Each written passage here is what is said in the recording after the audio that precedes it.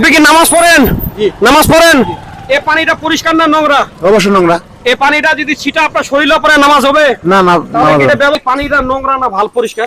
অবশ্যই নোংরা। এই পানিটা যদি আপনার শরীরের উপরে আপনার নামাজ হবে? জি না। কিন্তু এই বিষয়গুলো নিয়ে সংবাদকর্মী কোনো রিপোর্ট করে না। এই বকুল ভাইকে আমি শ্রদ্ধা করি, সম্মান করি, আপনি একটু দয়া করে এই বিষয়গুলো নিয়ে কথা বলবেন।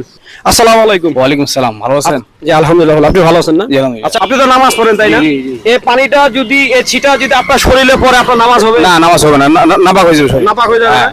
আসলে এটার কি ব্যবস্থা নেওয়ার দরকার? দেখেন অবশ্যই। একজন নামাজি মানুষের এই দেখেন এই গাড়িগুলোতে যাচ্ছে, মোটরসাইকেল যাচ্ছে, এই নোংরা পানিটা যদি ভাই শরীরে পড়ে নামাজ হবে? বলেন তো, নামাজ হবে? হবে না। এই নোংরা পানিটা যদি শরীরে পড়ে নামাজ হবে? হবে না, হবে তাহলে না। কি এটাকে ব্যবস্থা নেওয়া দরকার? দরকার, অবশ্যই দরকার। এটা কিন্তু ড্রেনে পানি আসতেছে না? আসতে যায়। হ্যাঁ, কারণ আপনি কি নামাজ পড়েন? নামাজ পড়েন? এই পানিটা পরিষ্কার না নোংরা? অবশ্যই নোংরা। এই পানিটা যদি ছিটা আপনার শরীরে পড়ে নামাজ হবে? না না, তাহলে কি এটা ব্যবস্থা নেওয়া দরকার? অবশ্যই নেওয়া দরকার। প্রিয় বন্ধুরা, এই যে আরেকজন ভাই, আসসালামু আলাইকুম, একটু দাঁড়ান তো। ভালো আছেন আপনি?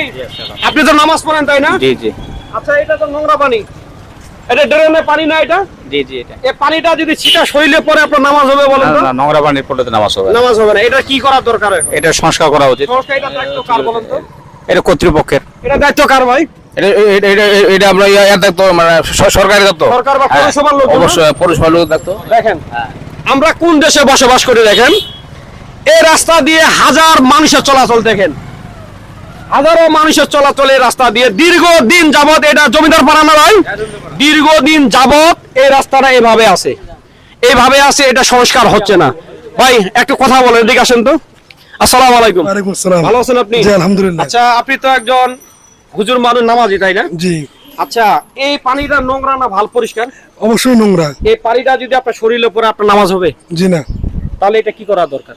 এটা অবশ্যই সংস্কার করা দরকার দ্রুত। এটা কতদিন থেকে আছে এইভাবে বলেন তো এই জায়গাটা? 5-6 বছর থেকে আছে। 5-6 বছর থেকে হ্যাঁ। আছে। আমি আপনাকে একটু সামনে পর্যন্ত দেখাবো এই পানিটা কোথা থেকে আসতেছে। ভাই আপনার বাসা এখানে না? আমার নিচে এখানে। এখানে আপনি একটু আসেন আমার সাথে, আসো তো। দেখেন এই যে এটা হচ্ছে বাসা বাড়ি না ভাই? বাসা বাড়ি, এটা কিন্তু নোংরা পানি। দেখেন এই নোংরা পানি থেকে কিন্তু এই রাস্তার মধ্যে কিন্তু এই পানিটা যাচ্ছে। তারপর দেখেন এই পাশে, দেখেন এই পাশে আপনাদেরকে দেখাচ্ছি আমি, দেখেন